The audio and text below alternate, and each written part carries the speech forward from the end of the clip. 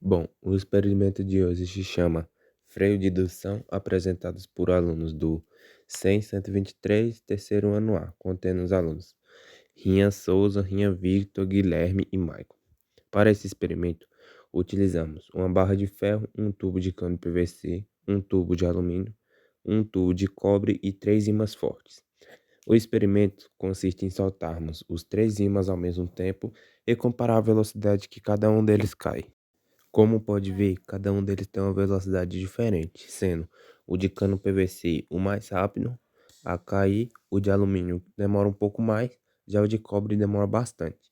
Isso acontece porque o ímã desce pelo tubo de cobre, cria uma força induzida. Essa força gera uma corrente elétrica e a corrente elétrica vai criar um campo magnético que contrapõe com a gravidade. Ou seja, temos uma força puxando o ímã para baixo e uma força magnética puxando o ímã para cima. No tubo de alumínio acontece o mesmo. Porém, ele não é um bom condutor de eletricidade como o cobre.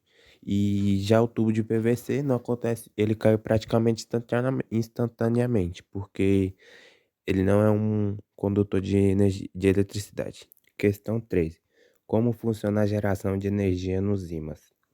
A geração de energia nos ímãs é baseada no princípio de indução eletromagnética, descoberta por Michael Faraday em 1931.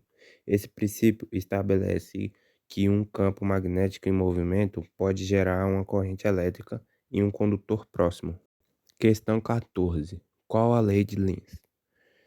Ela diz que a corrente elétrica induzida é uma bobina que sempre gera um campo magnético que se opõe à mudança no campo magnético que a gerou.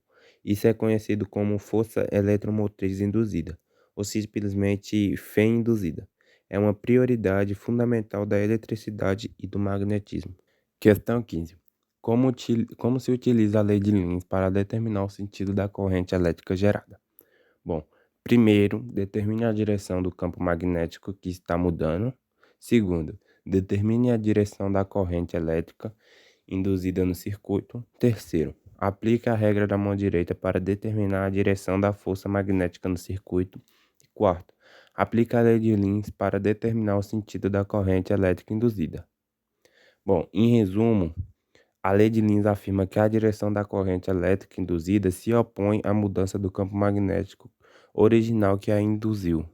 Questão 16. A corrente elétrica produzida por hidroelétricas é alternada ou contínua?